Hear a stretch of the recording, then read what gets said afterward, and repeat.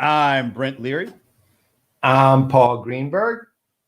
We are the CRM Playaz. And do I look any different? You look so much more cinematic. That's what I'm going for. My name is now Brent Cinematic Leary and Cary Grant Leary. Cary Granite. All right. Anyway, yeah, CRM Playaz. You know us. We're always tinkering and trying new things, and I'm trying a new camera and a camera lens combo. So I might look a little different. I might actually, if you see my face too much, that's really not a good thing. But you know, it is what it is. I can't help that. I look the same though, right? For now, you know. I don't know how you see me through the camera. Here's the thing. I'm so used to like looking in this direction. Yeah. so I got to get used to like looking at this direction, or you know, maybe I'll just switch it up every now and again and see if you guys are paying attention. You know, I don't know. But anyway, you know, we ought to show people, man, that I'll call it the illusion of depth. No, I want to keep the illusion. Don't. I'm like the Wizard of Oz. Pay no attention. That's right. You are in Oz with this one, man. I'll tell you. Oh, look, we have an upset here. We have an upset. You know who our usual first commenter is most of the time, right? Yeah. Okay. Well, guess who is the first commenter of the day today? I don't know. Whoa, John. Wow. Oh, wow. Look at the next commenter too. Yeah, now this is a real surprise. Here we go. First of all, thanks, John. First of all, thanks for joining us last week. By the way, that show last week, everybody loved that show. Yes, they did. It wasn't so much as a step back in time. It was just folks who were there at the beginning talking about where we are today and going tomorrow, which is where it ended up being great. So it blew people away all the way around. It was really a great show. I mean, all I heard was more of that, more of that, more of that. So be ready. It's like more cowbell. I mean, that's right. More cowbell. There it is. Now this is cool. This is the first time we're seeing our friend Bob. Yeah, baby. Big hug, man. Good to see you. Good to hear from you. It's a beautiful Thursday afternoon. Wow. Nice, the man himself. Bob, I got to tell you, it is a genuine pleasure to see you, and I'm so glad you're here. I really am. Absolutely. It's been a while. I mean, yeah. First of all, we didn't say who he is. I mean, you just said he's our buddy and all, but he's the guy that, if you ever read CRM Magazine or some of gone to a CRM Evolution event, well, Bob is the guy who's heading all that up. So he makes it happen. He really does. He's the guy. He's the rock. He is literally the rock for all of those things. They don't happen without him. Or if he's not there, they'll fall apart. Right. So Bob is the guy who keeps it all together, and he's remarkable at it. And Aegis Martech. That's a really cool name. I mean, that's the name of that's like the name of a supervillain, like a Marvel supervillain. It's still Aegis Martech. It's Aegis Martech. Like twist the mustache at the end, or I don't know. That's right. The new Captain America goes, Aegis Martech is back. Look at this. Bob is talking. It really? Wow. He hasn't seen us in a long time, apparently. Yeah, really. I think the last time you actually saw us was when both of us were individually born. The only thing that we've gotten rid of over the years is baby fat. There, and I've gained it back with my I like to call it the Corona 15 going on, but it's good to see Bob. It is good to be back and doing another CRM Playaz. This is gonna be a fun show because whenever we have one of our buddies on, you know, that's the way it goes. We're not bringing them on just yet, but just be prepared. You're gonna learn a lot and you're gonna have fun. You're probably gonna learn not only about what's going on in the industry and latest and greatest. You'll learn a little bit about photography, I think. we're gonna talk jazz because he's a big jazz head too. And you know what? I tend to believe our guests may have the best shoe game in the industry. Shoe game. Yeah, he's got he. I like his attire, his foot apparel when we're at the industry event. Oh, yeah. Well, yeah. Oh, well, he also has another thing he does that. Gotta say, let's put it this Okay, way. Yeah, yeah, you know what I'm thinking, right? yeah, yeah. We'll just call it now so people will understand it later. The Fauscette 100. Wow, that's a big giveaway. But No, only people who possibly know that are you, me, and him at this point. Well, that's true. Hey, you know what? We got to do a special shout out because I just got this notification that popped up. Guess who has a birthday tomorrow? Don't know. I'll give you a hint. He likes to call himself the oldest independent CRM. Richard Bone. Yeah. Hey, old fella. Now, here's where it gets a little interesting, because you've said a number of times how old you are. So, guess how old Rich will be tomorrow, and it's a biggie. It's a biggie. Oh, I'm pretty sure I know. Pretty sure. I'm not 100%, but I'm guessing he's going to be 71. Close. 70. There it is. 70. So I knew he was close. So how do we? Does that mean? You don't? Yeah, it's easy. That's an easy one. That's a really easy one. I just he can have the title. I don't want it. Who the hell wants the title of the oldest independent CRM analyst, CRM consultant? I definitely don't want to be him, right? So, Rich, it's yours, man. It's all yours. Oh, that's funny. I thoroughly enjoy that discussion you guys have, and you'd be so willing to do that. And you know what though, with Rich, he's literally one of the sweetest people I think I know. He's just such a kind-hearted soul at every level, and is always so good-hearted, and he knows his stuff too. He really knows what he's doing. As far as oldest in, let's say, meaning deepest knowledge, I'll give that one. He wins, not because I'm giving it to him, because he has it, right? So that's different. And look who has a question. The third oldest CRM. Who's going to own up to that? I don't know who's going to own up to that. If we're looking at pure CRM analysts, we have to think because, I know Vernie Merchandani is up there, but he's not way up there. Josh is pretty much up there, but not way up there. I'm going to let you call out the names. I don't want to call them. Oh, I don't have any qualms with that. Again, don't forget, I'm number one actually. Right, so I can mock all of these guys because one way or the other, they're all younger than I am, right? So it doesn't matter to me that I am calling them out.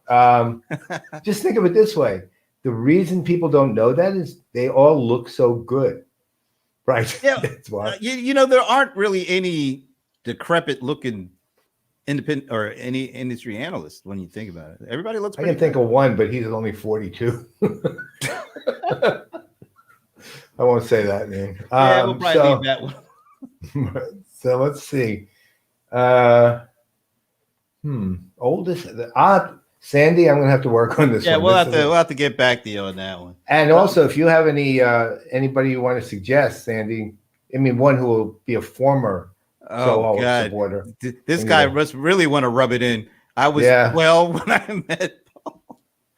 No, I thought Ronnie. I thought you were like 7. You looked way older, I guess. I really thought you were like 7. I remember because I think I met him because I was babysitting for him. Well, there it is. So you could be like me to babysit. The oldest living independent babysitter in the CRM industry. Then that's right. This would be that. Well, look, I knew his. I did know. I still know. I guess I haven't seen him for years, but his father. Actually, I met his father first. So way back. That's really something. Okay. Well, we got that. Interesting. So let me tell a birthday story. Oh, wow. Well, that's true. No, I babysat for him, but I did put him to work. All right. So let me tell this birthday story because my birthday was literally like 2 weeks ago today. And we were doing, I think, what were we doing? The Analyst Relations show or something like that? Probably. Yeah, Yeah, that's exactly was that day. And I typically don't, due to certain circumstances, I typically don't do a lot of celebrating on my birthday. But it was a good day. But the day after, or maybe it was on my birthday, he started asking me all these questions about like who's my second favorite Ram, because you already know who the first one is. And, right, that was easy. And I started with one name, and then like another came, and by the time I had really gotten deep into it, I was probably 20 names deep into my second favorite Ram. That was hysterical. Lawrence McCutcheon. No, well, there was Jack Youngblood. Well, Deacon Jones. Oh, I'm going to stop now because I can. Right. So little did I know that you were asking me these questions for a reason, and so you said you kind of said something like, "Oh, okay, I think I got it." Little did I know he was planning on getting me a special birthday present, and he kept on saying, have you gotten any good birthday presents? Like, yeah, I got some good. Yeah, well, wait till you get mine. It was like every day. That was after that. Yeah, because well, the problem was the company actually, when they said it would arrive I was supposed to arrive like 3 days after that. Right. But then I got a notification that said, nope, it's going to arrive basically what turned into 9 days after that. Right. And so that's why I had to do that. I was sort of like keeping the interest alive. So what happened was it arrived on the following Friday. So it was like like 8 April days 2nd. after my birthday. I got it. And I got it about 1:25 East Coast time. Literally 5 minutes before I joined Steve Gilmore and the whole Gilmore gang, because they record 1:30. So I saw that I got this notification that said I just got a package. So I went to the door. You notice how they never even like knock on the door anymore? They just leave the package and go. Yeah. I don't even care about that. So anyway, so I got the notification. I was like, do I have enough time? Yeah, I'm going to go down because I know you. I was kind of waiting to see what you were going to send me. So get to the package. Literally like minutes before the Gilmore gang starts, I open the package, and what do I see? I see this football signed by 46 members of the 1973 Los Angeles Rams Western Division champs. The first year in 7 that they would win the Western Division. And I mean, this thing has all sorts of course, the first name I look for is Lawrence McCutcheon, and there it is, biggest day. And so I was so taken by this ball that let's just say my mind was focused more on the ball than on the show. And to the kind folks at Gilmore Gang, mainly Tina Gilmore. I don't know how kind Steve is, but so this is kind of what happened once I got the ball right before this show starts. Here we go.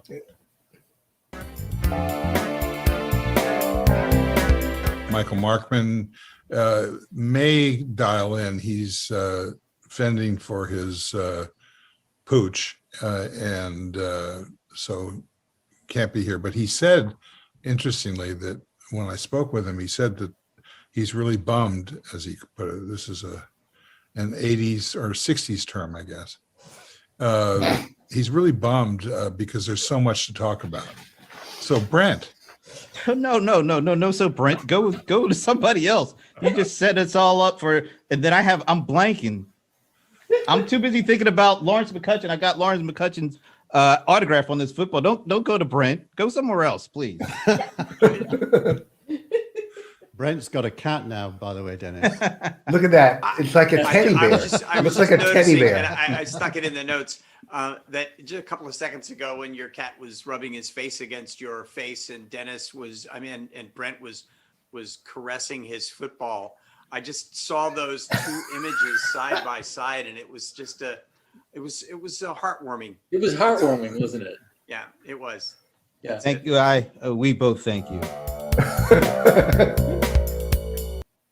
All right. So All there that was. So that was the moment that I got the ball, and I didn't really have anything to say on the show because I was literally looking at all the autographs. I was like, oh my God, Jack Youngblood's autographs. So that's kind of where it went. Oh, and by the way, Sandy, I don't believe Dennis is the third. Oh, He's up there though. The He's up there. That's that's true, but I think that's like a backhanded dig at us. Well, mostly though, most of the other analysts that we're talking about are in there at oldest, very, very early 60s at oldest. So then still, almost a decade away from me and my buddy Rich. Well, I don't know, a decade. There are some folks there. It's Tina. That's the whoa, the real power behind the Gilmore Gang. It's Tina, the throne itself. Yes, and thank you for letting us use the clip. That was one of the Gilmore Gang sneak peeks that she's been delivering. A lot of good stuff. I was kind of happy to see me and the ball get in there. So that's good stuff. Okay, it doesn't matter. Oh yeah, now she's trying to make up for it. Yeah, I don't know. I have to think about it. I'll throw you a kiss. Again, I'm 71. I get to just be divorced from all of that. Nice. Okay. So before we bring on our guests, we do have we do want to talk about an upcoming special edition show. Let me see if I've got I think I got a graphic for that. You want to talk a little bit about who this guy is and why this is so special? Oh, the man. Yeah, so Brent and I, for the second year in a row, actually are doing a run-up to Pega World. In this case, Pega World. What do they call it? Pega World Inspire? It's got a double name or something. Yeah, I think it's Pega World Inspire now, 2021. And what that entails is that we bring on an executive of Pega and we kind of talk through the whole time about what to expect at Pega World and what their take is on the universe and who they are and what they do. And I got to tell you, this one is genuinely a special one. We've got the CEO and founder of Pega, Alan Treffler. And look, I've known Alan, I don't know, a good 15 years at least. And this guy, he speaks his mind. He knows his stuff. He's got a great sense of humor. He's tough as nails, but he's also got a heart of gold. And the thing about him is, let's put it this way. I will have no doubt that there's a chance we'll argue about something on the show, but it doesn't matter. I love this guy. He is always an amazing person to talk to. And Brent and I got him for, what do we got? Is it an hour? A good solid hour? Something like that. Yeah. I can't wait. I can't either. This could be a big one. We have it out as an event. So if you want to be notified, please do sign up for the event. You'll find it. We'll put it up on the notes later, a little later. Yeah, or if you go to my profile, I think I've got it as a featured thing. So you could go there and sign up. I think there's already got over 100 people signed up. So I was going to say, you better sign up now before there's no seats, but it's a virtual event. So yeah. Yeah. But there still might be no seats. I can't really scare anybody to think, oh my God, we won't. There's plenty of room. So that's right. We're going to lock it up. We're going to cut it off though. Put up a rope. Yeah, just to spite you if you're too late. That's right. Wow, that goes. Son of a gun. All right. So I do see our guest in the green room, and I'm glad we didn't have any virtual meet in the green room because this guy doesn't like that stuff. It's a good thing we don't have any of those virtual stuff there. All right. Well, it's whatever that meant. Let's bring him in. I literally don't know what that meant. I don't know. Sometimes you just talk, and that's sometimes it works and sometimes it doesn't. The idea is to look like it makes sense. That's all. Well, we know one thing. This guy, the image quality of his shot is going to be very good because he is a photog. Look at this. Another cinematic image. We're all looking cinematic here. No, not me. I'm looking photographic. You're looking cinematic. Photogenic. Photographic. I've never looked photogenic. I would say though, it is a green room, so I didn't expect any meat. I mean, come on. Well, let us officially welcome Mike Fauscette to the CRM Playaz. Is this your first time on with us? No, I think it's the second time. Yeah, I think you're right. I think it's the second time. Yeah. Was it like on location? Were we like at an event or something? Did we used to do that? Remember when we used to leave our houses and like get on these things? You can actually go out the thing in the front where the guy brings the wine. Hey, it's good to see you, sir. Yeah, you guys as well. Looking forward to it. Well, although we just saw him yesterday, but we can act like it's been a long time. Well, yeah, it is, but I'm just trying to. I'm still trying to figure out who has the most useful hair. I don't. Yeah. We'll have to ask Miss Lowe to. Yeah, Sandy. Well, I think Sandy kind of gave us her vote there. Dennis. I mean, look, you saw Dennis's. No. The answer is no. No, I wouldn't. If you want to send something, I'll suggest other things, but not meat. Oh, Thomas, that's so sweet. Yeah. And Thomas, you have a very nice smile in that picture. Very nice. Nice. Just feeling the love all throughout here. I was going to say, yeah, I feel the love.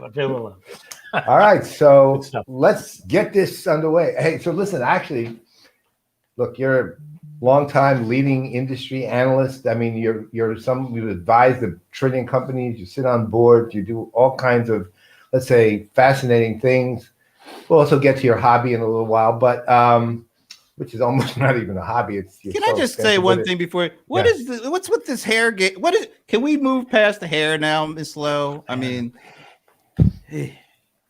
yeah. See, I will tell you, my philosophy about the hair thing was COVID lock-in. I bought a razor and I cut it all off, and I don't have to worry about it. There it is.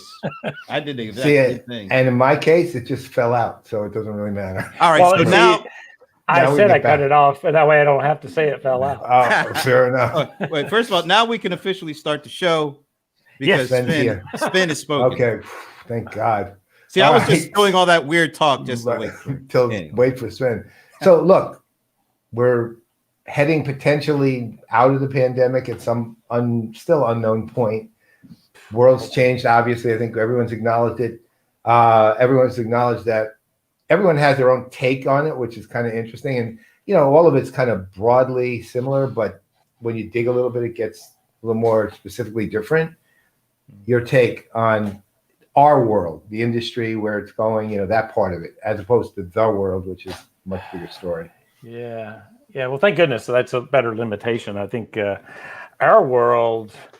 Yeah, I don't know. That's an interesting one. I mean, it's obviously this year's been mixed from the industry standpoint. Although certainly a lot of our friends have done well, and a lot of the companies have done really well, because I think if you go back to the change is not a choice. When your business doesn't have a choice, it has to transform.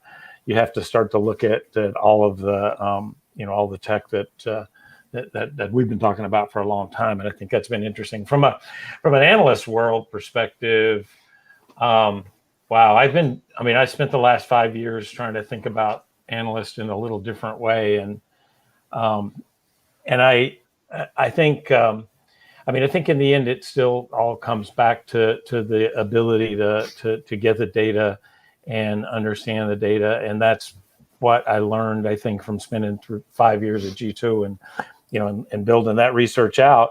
That was the difference, I think, from what, and not that, certainly all the major analyst firms have different types of data, different survey data, but the difference was to be able to reach out and actually tag somebody and say, hey, you use this, what do you really think about it? And do that at scale and do it 24 hours a day, 7 days a week. And it just gives you a different perspective. And it doesn't mean it's better or worse or than the others. And I think we all have, we have good jobs here trying to understand data and trying to understand how companies use things. But to me, that's the way we're moving forward now. And you see it across the industry, is this combination of expertise with the data that you didn't easily have available in the past. And certainly the internet opened that up for us. And so I feel like going forward, data informed decisioning is very much the way I look at the analyst world and the way I think it has to evolve. And, gone are the days of asking 4 people and then giving you an opinion. I want to know, 1,000 people or 5,000 people or 10,000 people. What do they think about how the technology works and how they used it? And then I can help you figure out how you want to use it and do that better. So I guess that's my sort of short take there. Well, that raises a really interesting question. It's one that kind of, see, I like what you said just now about data-driven decisioning, but you also hear now about just data-driven businesses, right? We have to build a data-driven business. You're actually making a distinction that makes a lot more sense than what they're saying. And so can you comment a little on the difference? Because I think it would be very wise for businesses to hear that there is a difference between a, quote, data-driven business, because I don't think they really know what they're saying, and data-driven decisioning.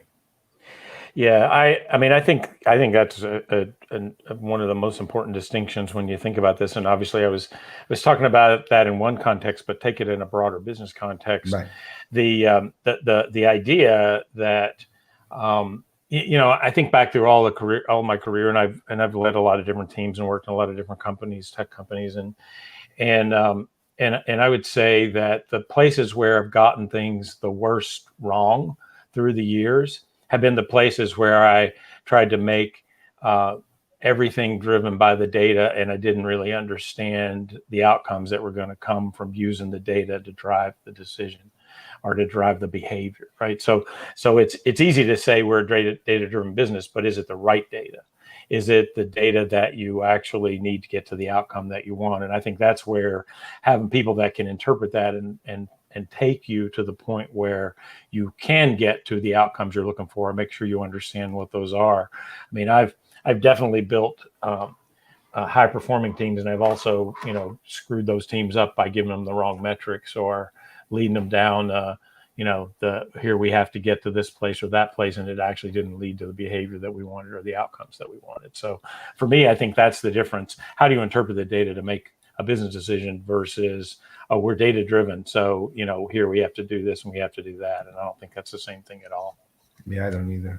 It's a constant too. I mean, one of the reasons I'm asking too is on Monday I'm actually doing I'm pre-recording with Seat, with the sports thing. I'm doing a panel on data-driven businesses, and sports is particularly interesting because they will tend to interpret on the literal side, and meaning has nothing to do with behavior.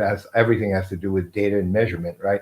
As opposed to data being used in service of anticipating and understanding behavior, which is exactly what you're talking about. Yeah, so, and I think and I mean, far from me being any sort of a sports expert, and you both know that, but just from looking at some of the some of like the Olympic training and some things like that, I think are really interesting about the way they apply data. It's almost like you're trying to turn that person into the machine that can recreate this data-driven performance based, whatever the sport might be, and that's machine-ish, and that's not what we're trying to talk about here at all. It's really talking about the level of understanding where your strengths are and your talents are and your people are and most importantly where your customer is and what they want from you. And if you can apply the data to get to that, then you've got a chance of being successful. And I think that's the difference there. What do you think of Thomas's question there? Did you see it? You want to flip that one? Yeah. I think that's an interesting intelligence driven. I'd say I think we kind of try to go down this path of data, big data, small data, and then smart data. So did we make it usable? That makes it smart data. Those are all interesting, but the data itself only gives whatever engine you're using the capability to do the next thing. Whether that's an AI engine that gives you a set of possible outcomes that you then interpret and use, or perhaps it's a machine learning driven model that actually takes some action based on the parameters that are input. So I guess in some ways it is, the food is data, but the output is information in some context, and that information in some context leads you hopefully from historical analysis to to your capability to then start to predict, or even better, prescribe what you want to do to get to the business outcome you're looking for. So yeah, Thomas, I think that's definitely the direction. I just like to think of it as a whole chain. How do I get the right data? How do I cleanse that data? How do I put it in the right context and put it in the right hands so that it can be used in whatever the way to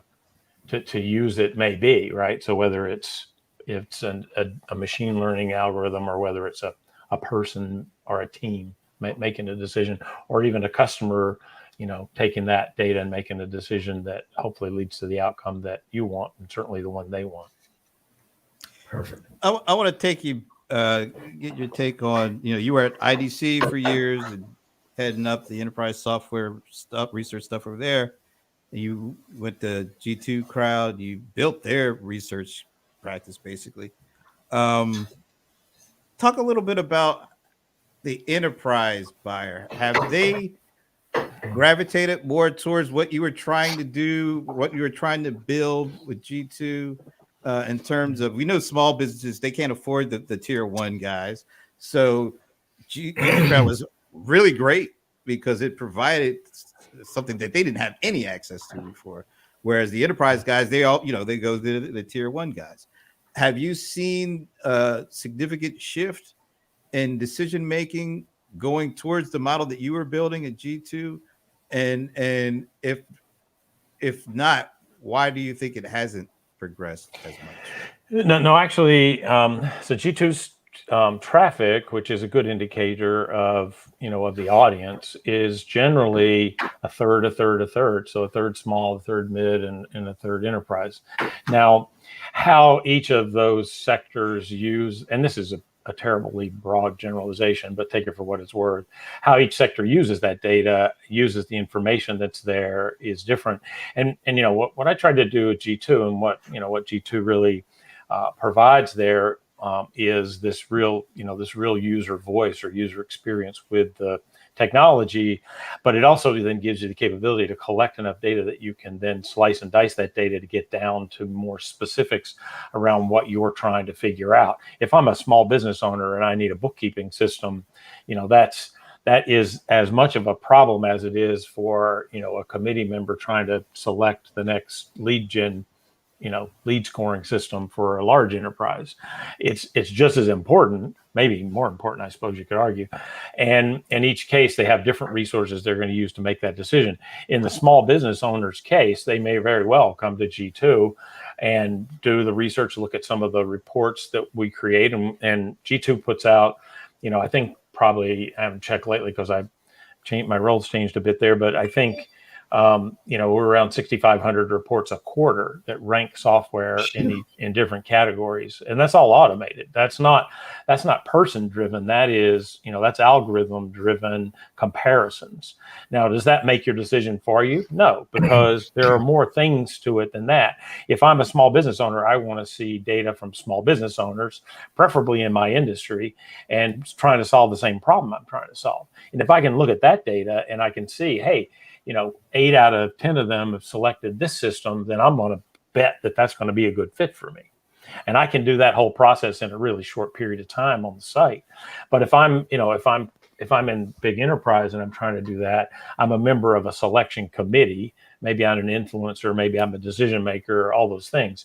So what do I want from a G2 and from other sources? I want data that I trust. I want trustworthy data that I can put into my decisioning process that can help me get to the best decision possible.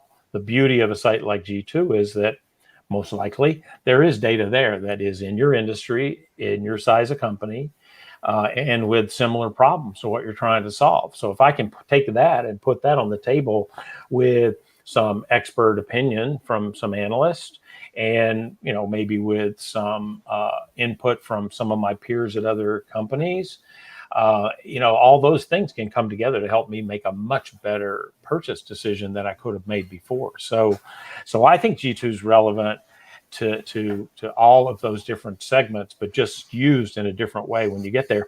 And I mean, some of the other firms, I mean, Gartner certainly believes the same thing that I just said. They wouldn't have 4 different peer review sites if they didn't. So, they bought 3 and built 1, and yes, they don't use it in exactly the same way. I mean, for the 3 that they bought, the digital marketplace, it's really more about a lead gen tool and a small business kind of a focus. But for Peer Insights and Gartner, that's new way for them to take that information and put it into their own information systems and use that to inform the Magic Quadrants. Well, that's the same thing I'm telling you, except it's just in a different product, in a different context, but the same sort of applicability in my opinion. I'm going to pop up this book that our mutual friend wrote. It's like, and I'll read it just to give time. All right. Sandra Lowe says, I have a question for Mike, actually for all 3 of you. Research product category silos have long played a critical part in AR. Do you see that changing in the short and long-term future? I find these silos losing relevance, and I am personally not a huge fan. But is there a way to evolve how category research is done so it has relevance again? Wait a minute. To be clear, I'm not talking about CX, EX, ERP grouping. I'm referring to inventory management, revenue management, warehouse management, expense management, Salesforce automation, and the San Francisco Giants. Oh, wait a minute. That was... I know her, so I bet that was part of it. Yeah. I sort of chuckle when I read this because I can tell you, I'll tell you the story about my first 6 months at IDC when I went to my boss and said, hey, this taxonomy thing that you guys built that has all these little buckets for, inventory management or where revenue management, all this stuff. Do you think businesses actually care anything about this? And of course, everybody kind of drops their head and goes, that's how we count things. I don't know. But in the end, I said, and I believe, and that's 15 years ago, and I still believe that someday we will get to look at this in a process-based view and not a box view. And we're seeing that movement. And I mean, honestly, on the happy hour yesterday, we were talking a little bit about that idea that we have to shift from. And I think that is coming. I think the research really does need to be about, here's a business problem I'm trying to solve, and here are the things that get me from that place to that place, right? I mean, I've been doing work with a subscription management vendor, and when you look at that originally, I think most everybody thought, oh, that's a billing problem. Well, but subscription management is not a billing problem. It's a subscriber experience problem. And if you step back from that, what does that mean? It means that I have to have a seamless interaction from the time you first interact with me, whether it's me putting a credit card in a site or you reaching out to me to follow up on a lead, all the way through me wanting to change the number of seats I have in that subscription and being able to do that myself online and have that all automatically calibrate and be manageable from that. So my point is stepping back and thinking of things in processes and starting to do the research from that perspective. To me, that's the ultimate way that we really need to think about this. I absolutely agree with you. A lot of times I'm being just a sort of standard skeptic on this. Inventory management, revenue management, warehouse management, et cetera, basically categories to make money in, right? And when it comes to analyst firms, you have an expertise in this, and then you have a quadrant or a wave or whatever. And again, there's value in those to a certain extent, but the reality is, sometimes you see categories just being literally those kind of buckets being invented strictly because somebody needs a bucket to be invented to make some more money, and they have little value. When ultimately, to your point, 15 years ago, I don't know a business in the world that thinks like that. Like, oh, hi, we have to think about supply chain management, or we have to think about Salesforce automation. No, we got to sell stuff. We got to figure out how to make that work, right? Or we got to move inventory. We got to, get it on containers and freight. Yeah, that's absolutely right. I think that that the boxes that we built around these different categories, they're useful to two audiences.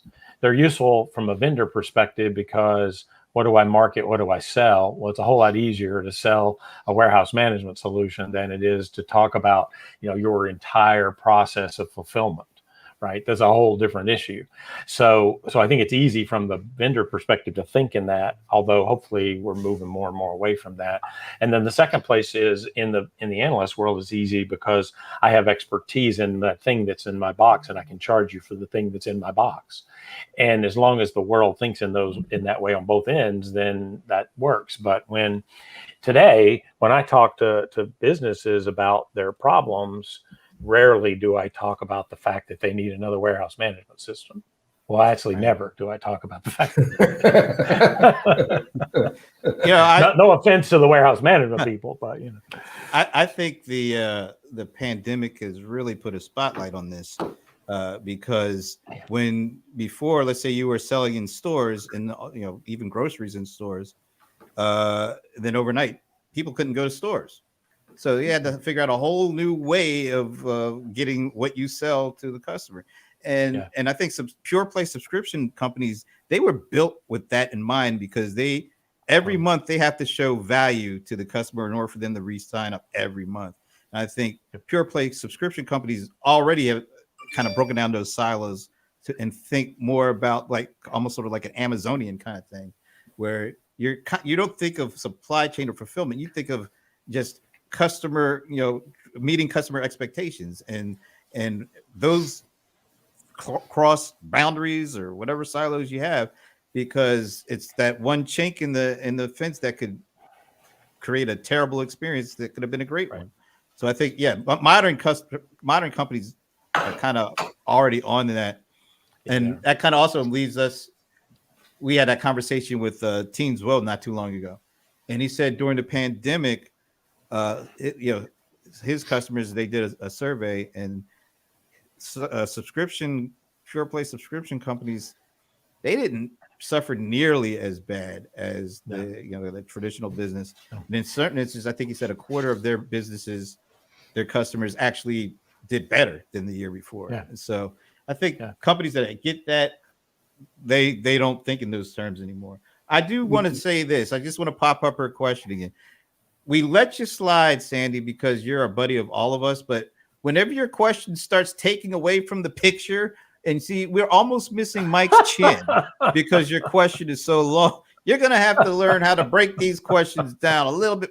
Sven will tell you, we've not put Sven's questions up because, we don't want our guest face being covered up. But we let it slide this time.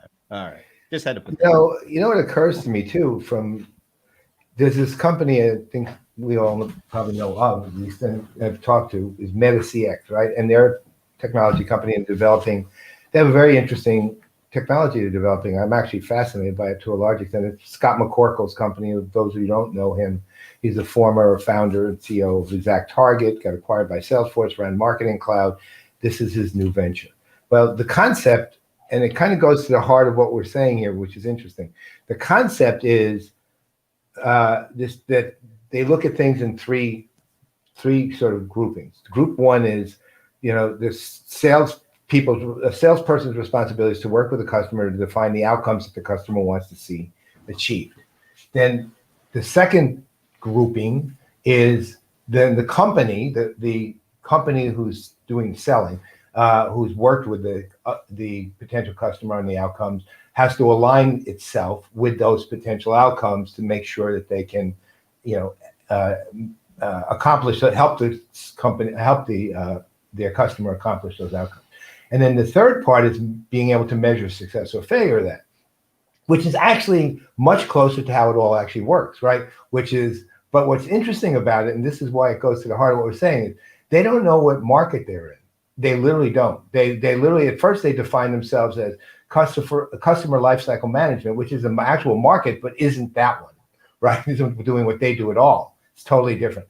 And they're having a really hard time, whether they're looking at category creation, and which is a pretty expensive process, and trying to figure out where they fit, because to the exact point we're making is because they're actually aligned with a genuine process, the way something actually works, and the way customers are genuinely interested in it, they don't know what to call themselves at all, right? So because there's nothing, when the whole market's not organized for that, which is really interesting and something of a dilemma, actually. I mean, I'm right there. I hope they succeed, and I'm happy to help them. But the reality is, they're just, because they are literally, without thinking about it this way, attacking the traditional product silo breakdown.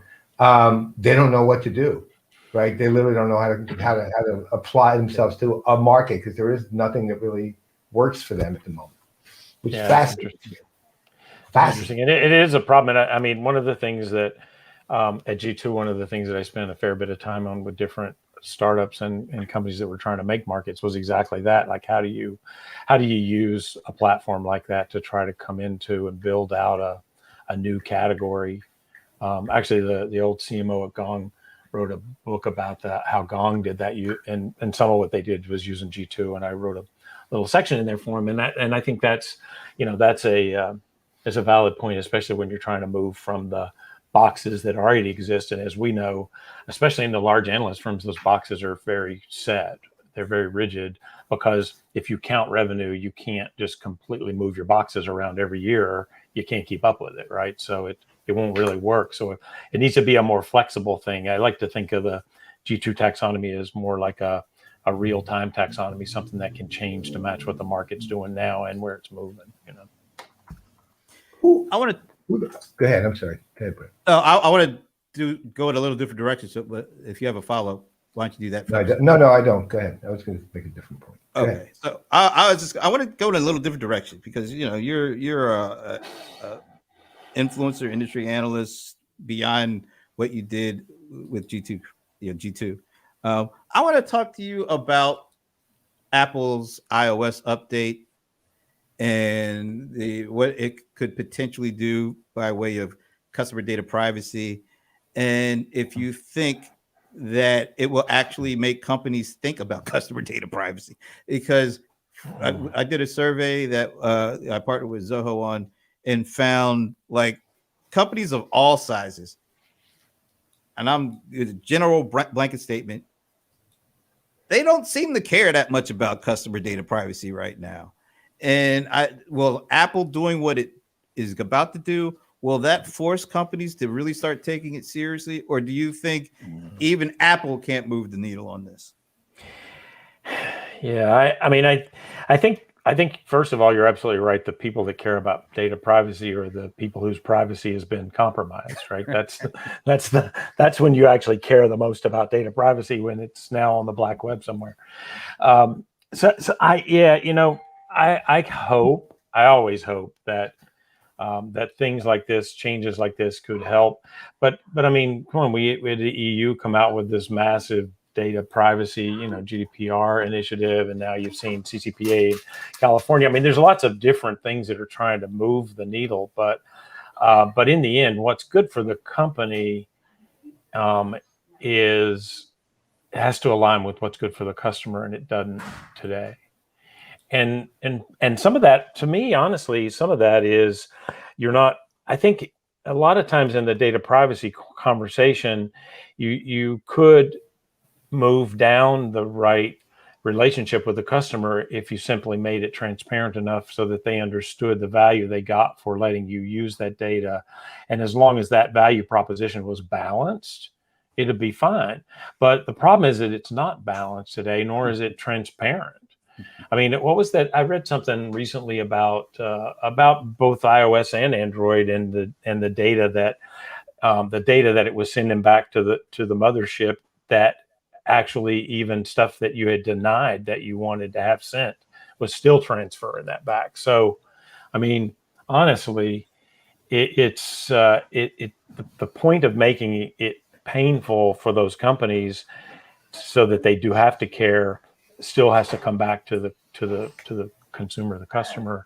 And until we can force the right regulation in there to get that, to be able to manage that, to ensure that that's going to happen, I'm not sure that I'm not sure that the iOS shift or any of those things are gonna be the answer. One company won't ever be able to make it change. I don't think. I mean, Listen, I have something to completely change the subject in the next few minutes that we have before we have to close, which is the Fauscette 100. You are arguably, no, not even arguably, it's no argument really, one of the best photographers I've ever met. And in our industry, to my knowledge, I would say you and Michael Krigman are the two best photographers I've ever seen. And you are also an aficionado of cameras. And when I say, I mean a genuine, like, How many do we own? How many do you own, by the way? I don't know. You're right. I don't. I don't. I was going to make up a number, but the truth is, I don't know. A lot. Wow. I can answer how many I have with me because I'm at my mom's in Georgia, Brent. So I'm actually not that far from you. I can answer how many I have with me, but it would actually take a minute to figure that out. No kidding. You have that many that you brought with you? Yeah. Well, I mean, because what happens is you think like, yeah, well, you have this and this works really good, but then what if you happen to need this? Like you might need that. Like it's hard to. Should we ask how many lenses you have then? I mean, that's the other thing. Well, how's this? Well, how many multiples of cameras do you have? Multiple lenses of your cameras.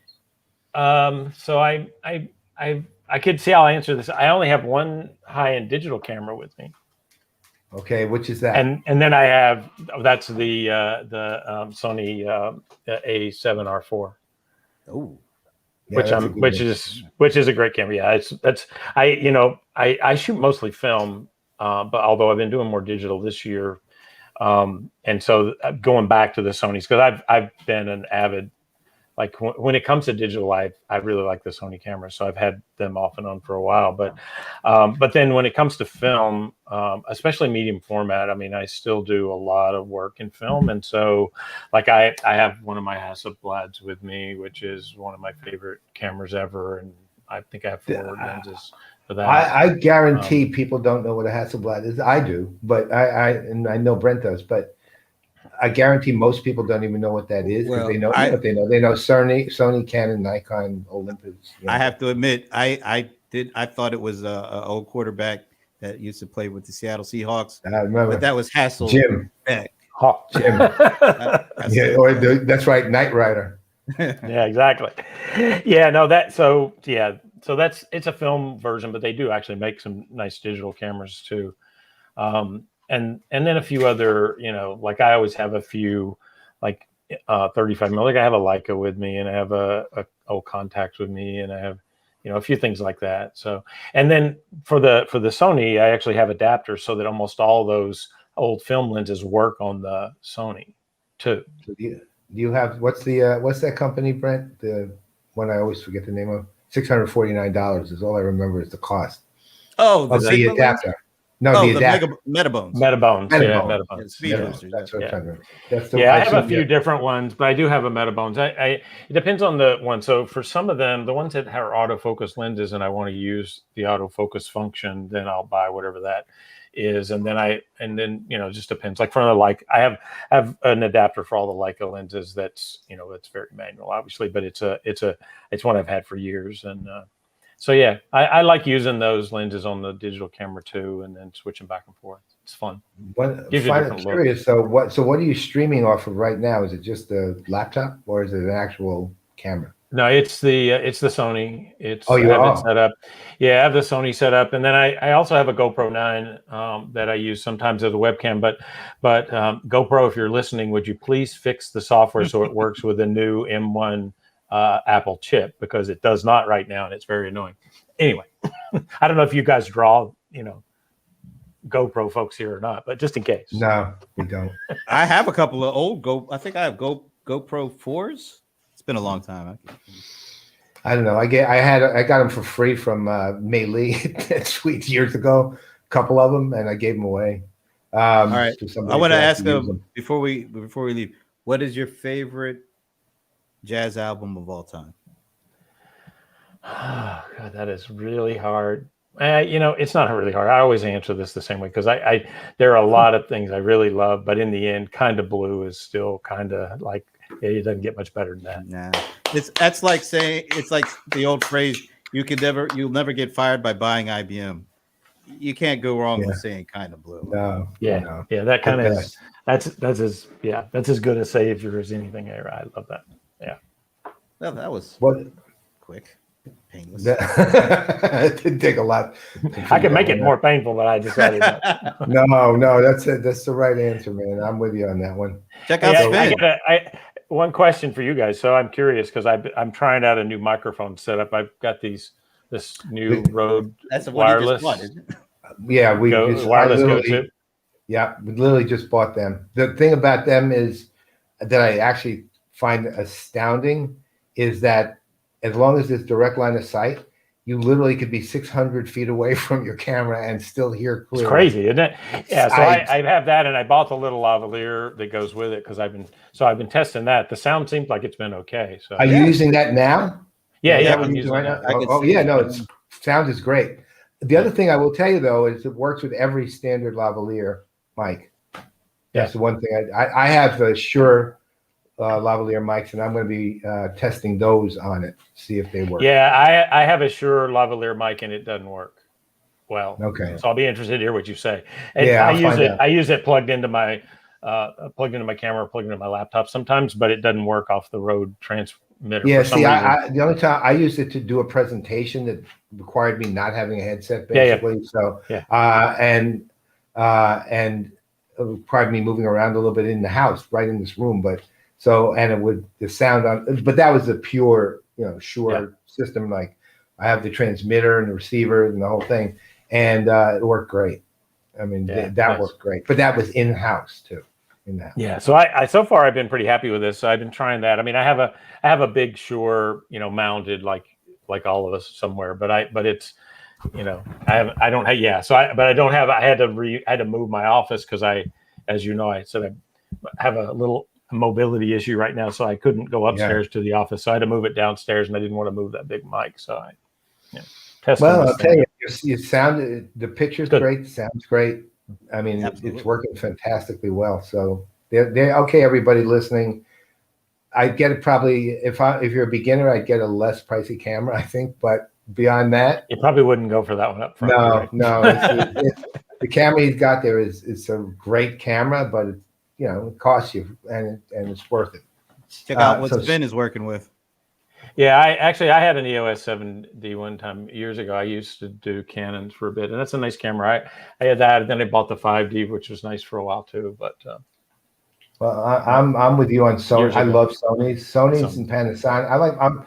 I'm using. I mean, you can see that I went in and out of focus occasionally because I was moving a little out of my range, so I'm going to widen it a bit. But I use Panasonic GH5 that I'm very happy with right now, and. To me, it sounded like this. That's his GH5, and that's his Blackmagic Pocket 6K with the Sigma 18-35 lens on 1.8. Yeah, and I guarantee we have no audience left at this point. Yeah, the one. Well, you know who's the left? 1.8's nice. Yeah, I'm on an f4 zoom right now, and it's okay. But I do like switching off to a little faster lens. So. Yeah. Well, you got the nice bokeh. Is it bokeh or bouquet? I never understood. I call it bokeh because bouquet sounds way too not flowery. Yeah. No, so I have the Panasonic. I have a Sigma actually. It's a 30 millimeter f1.4 lens, and so that's why the background is as nice as it is. And I'm using. I mean, the biggest, most expensive thing in this room is probably the light that's sitting behind me. Actually, down there, it's Nova. It's Aperture Nova P300C, which is an insane light.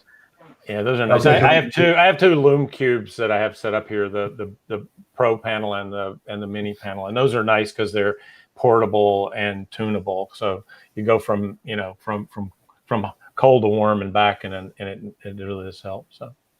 It's amazing. Hey, I have an A6400, Thomas. That's my A6400 Thomas. That's a great camera, especially if That's you what want you're to looking at walk there. around in great autofocus. Can't Yeah. beat that. Yeah. No. Hey, listen to me sounding like I know what I'm talking about. I don't know Yeah, I know. any of this I stuff. don't Like either. 2 years ago, I didn't know. I just feed off a mic. That's the best way to do this. Yeah. Right. Feed off a mic. That's what I do. I just agree with pretty much whatever he says. Well, Nice. this has been really great. That's been awesome. That hour flew by. That hour and 8 minutes flew by. And we didn't even have to ask you the traditional question we asked because I've never heard you say a word about sports before. So I don't even have to worry about. No, but I even tried to think of something offensive I could wear just to like annoy you, and I don't have anything. Like I literally don't. I would have had to order it. Yeah, I don't think it would be worth it. You're okay the way it is, though. Yeah, we're good, man. We're gonna have you back too. Absolutely. Awesome. So yeah, thanks for joining us. It was fun. We didn't even really get into your shoe game. Maybe we'll save that for another time. I have a broken ankle. It's kind of not fair to talk about shoes right now. Right. It is literally a shoe game at this point. Well, we'll leave that for when you actually are able to put your shoes back on. But thanks again for joining us, man. This is great, and we'll have you back if you want to. After all this, if you feel like coming back, it was awesome. It's truly. Thanks. Yeah, and we'll make sure that Sandy doesn't write another paragraph long, question that covers. Maybe we could just get her in a different font. Yeah. All right. Well, cool. Thanks, Eachus. All right, guys. We'll see you. On behalf of Mike Fauscette, I'm Brent Leary. I'm Paul Greenberg. We are the CRM Playaz, and we will see you next week. Traditional photo. Wait a minute. Hopefully, we'll see you next week. Traditional photo. Traditional photo. See, I got carried away with my my new toy. I got to get the photo, or we could just try to do that. No, I guess we can't. All right, there it is. See you, folks. Wow, I can literally see a window with you in it next to it. Yeah, well, let's get it.